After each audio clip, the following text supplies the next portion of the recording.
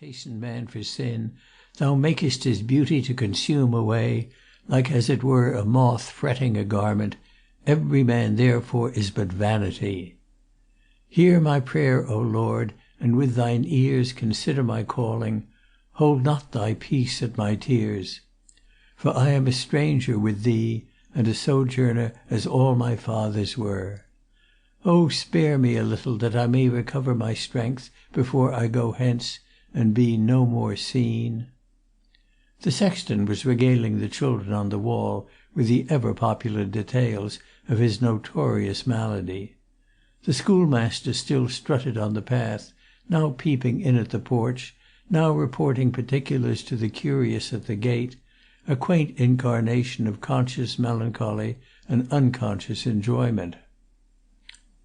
"Hardly a dry eye in the church," he announced after the psalm. "Mr. Carlton and Musk himself are about the only two that fare to hide what they feel." "And what does Mr. Carlton feel?" asked a lout with a rose in his coat.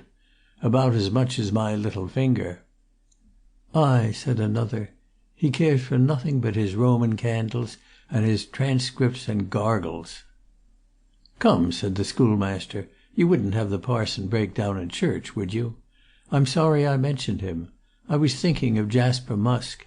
He just stands as though Mr. Carlton had carved him out of stone."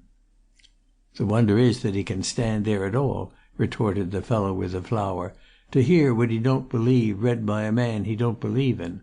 A funeral, is it? It's as well, we know, he'd take a weddin' in the same vice."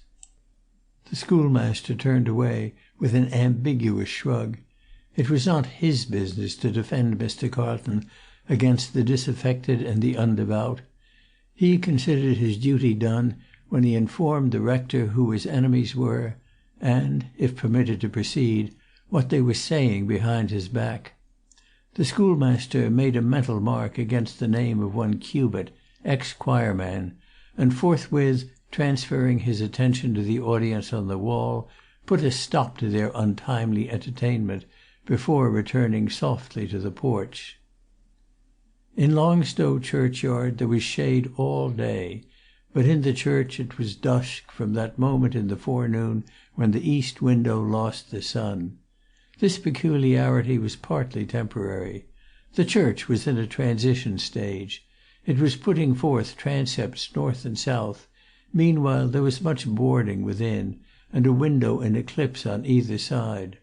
The surrounding foliage added its own shade, and each time the schoolmaster stole out of the sunlight into the porch, to peer up the nave, it was several moments before he could see anything at all.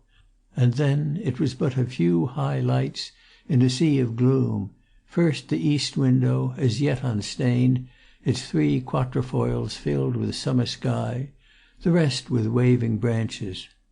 Next the brass lectern, the surplice behind it, the high white forehead above.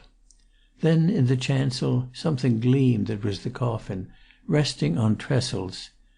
Then in the choir seats, otherwise deserted, a figure grew out of the shadows, a solitary and massive figure that stood even now when everybody else was seated, finely regardless of the fact. It was a man, elderly but very powerfully built. The hair stood white and thick upon the large strong head, less white and shorter on the broad deep jowl. The head was carried with a certain dignity, rude, savage, indomitable. The eyes gazed fixedly at the opposite wall. Not once did they condescend to the thing that gleamed upon the trestles. One great hand was knotted over the knob of a mighty stick, on which the old man leaned stiffly. He was dressed in black, not quite as a gentleman, yet as benefited the most substantial man but one in the parish, and that was Jasper Musk.